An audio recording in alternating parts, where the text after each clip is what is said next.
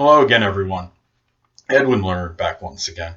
In this YouTube astrological segment, I'm going to be dissertating and talking about something called sun sign astrology. And like the name goes, sun sign astrology is really astrology. It's very fundamental and basic, and it is based on your sun sign position. And that's pretty much it. And you look at the sun sign astrology, and what this is, we look at this and being a very basic form of astrology, a lot of it is connected with when you forecast in newspapers that are often based on the sun position, and that is it. And many forecasts are predicated on the moon's position at that particular time of the transit, and what is relative to your sun position. So let's say, for example, that your sun sign is Cancer, and that your moon is in that the transiting moon is in Capricorn. Well, you might get a forecast that's talking about maybe something connected with relationships, because when you get that forecast, I believe generally speaking, what they're basically doing is they're putting the sun position at Cancer, in this example, at 0 on the first house cusp. It's kind of like a solar chart, the way it's seen. And then what they do is they put Capricorn on the 7th in that example, and at 0. And then basically they say, well, the moon is hitting your relationship sector of your chart, and this and that, and that you might be more emotional in relationships, as an example. And I'm just kind of throwing that delineation of that transit out there kind of arbitrarily, but you understand what I'm saying. And the point being, this just cuts through the very surface, and it's very superficial, I think, as far as astrology goes. Now, granted, I understand that some people don't want to really expand beyond the surface of astrology, and they just like to read it for kicks, and they're satisfied and content with just following astrology based on their sun sign position and not going outside of the box. However, there are some people that really are follow these readings and these forecasts under this assumption that their old astrology is just the sun sign, and there's nothing that goes beyond it. And that's why I don't really get into the sun sign forecasts that are just designed for your sun position. It's not based on your actual natal chart.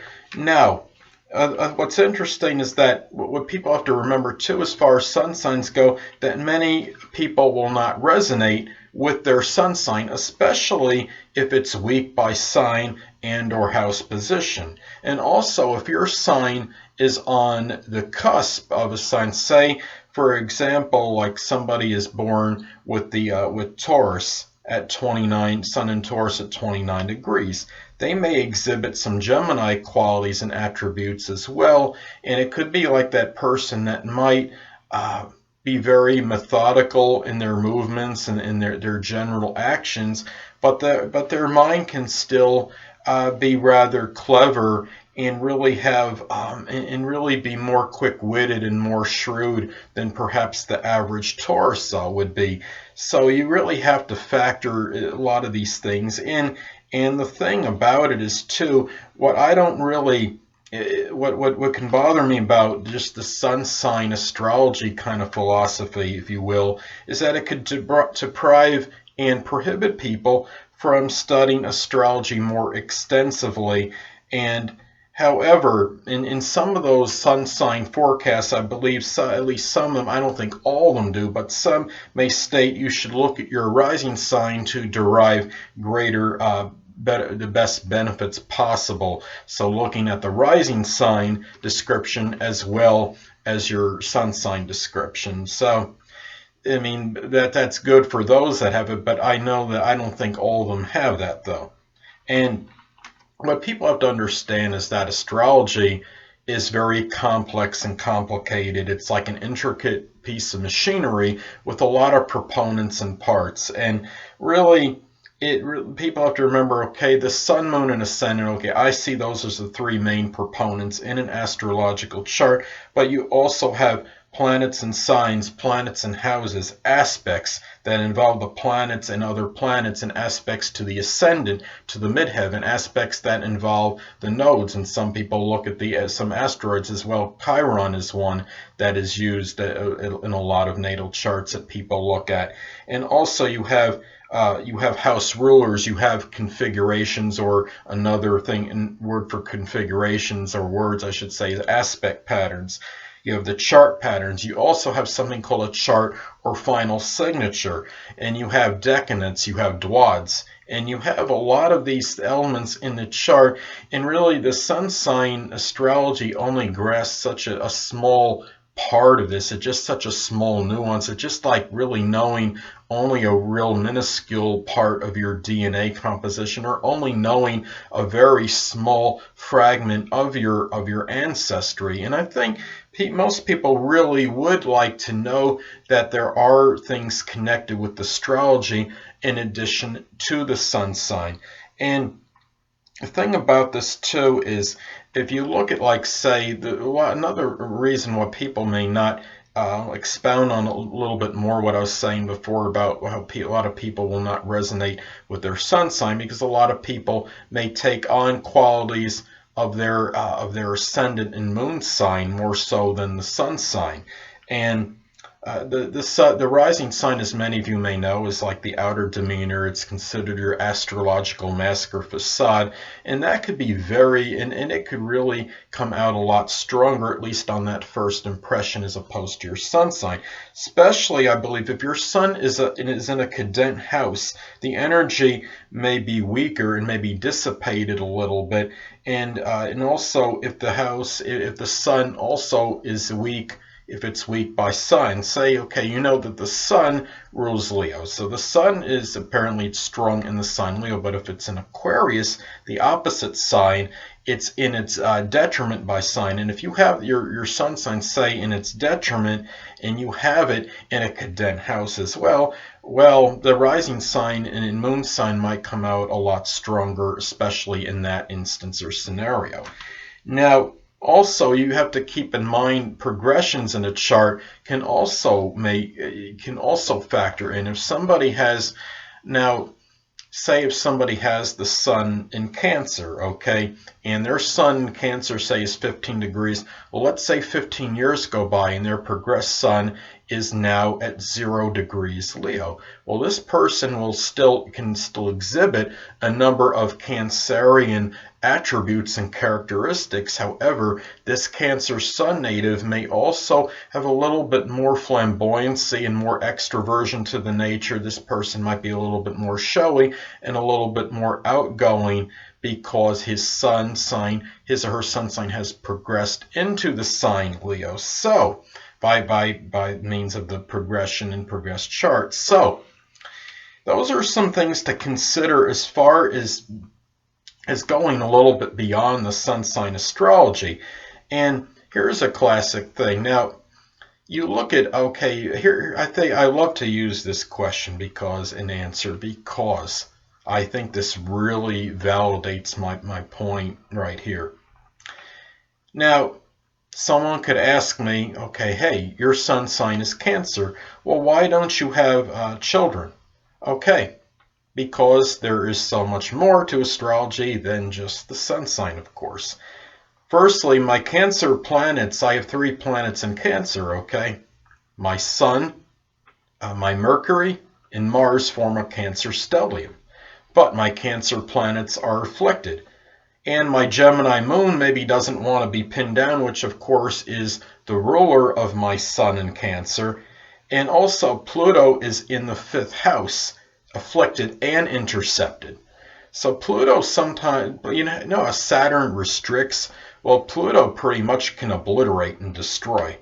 So Black Moon Lilith is also, it's in Leo, and it's conjunct my 5th house cusp from the 4th house of home and family.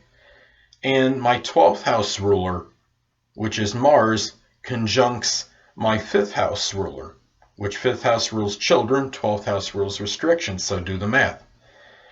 And also, as far as family in general, Cancer's lives are often can be dominated by their family, but not in my case.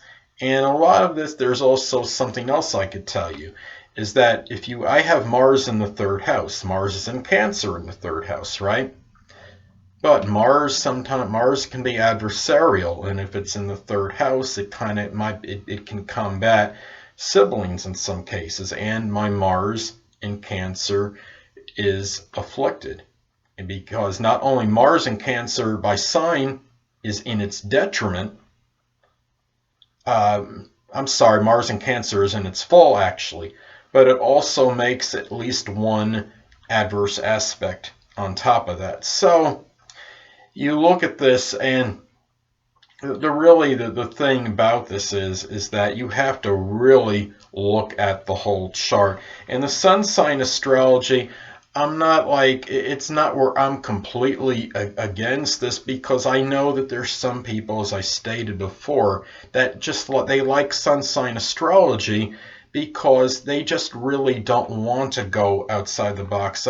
There was something I had read online, and I don't know if this is 100% true, but it was on a website where it was AST. I'm reading it now. AST.cam.ac.uk. They had a blog on there, and in the blog it stated there was a survey, quote, survey, that showed that around 90% of the population know their zodiac sign, end quote. But I couldn't find the percentage that actually know beyond that. But I think it's safe to say we know one thing: it's considerably lower than 90%. And I just would like people out there that see this video that only know their sun sign to really go outside the box and learn astrology more deeply. Astrology is a very broad, I consider it a science. It's classified as a pseudoscience, but anyway, it's very broad. It has a lot of little nuances to it. There's so much to learn in astrology. And even the people that have such profuse knowledge of astrology, I don't think they know everything about it, because the amount of information you could assimilate is almost endless, I believe. I really believe that. And that's what makes astrology so fascinating to me, and part of the reason why I'm so infatuated with it, because I'm still learning. I've been studying astrology for over 30 years. And I'm so enamored with it. I have such a passion and exuberance for this, but I'm learning things. And that's what's great about it, though, because you can never really become complacent or self-satisfied, say, oh, I've learned everything I need to know. I don't need to go any further, because that's not the case. That'll never be the case for anyone, not even the renowned astrologers out there. I'm sure they are still learning right now. Anyway, people, that'll conclude this YouTube astrological segment for sun sign astrology, and stay tuned next time, where I'll be dissertating and talking about, I'll be continuing my series on transits in the houses. Two things I want to get with you on before I head out. Firstly, the stars may impel, but do not compel. And secondly, never isolate any single astrological element, aspect, planetary placement, position, configuration, influence, or what have you, and make an analysis of a person, astrologically speaking, based on this alone. Because astrologically speaking, the person is the sum of all their components in their natal chart, and not just one. Until next time, people, stay well.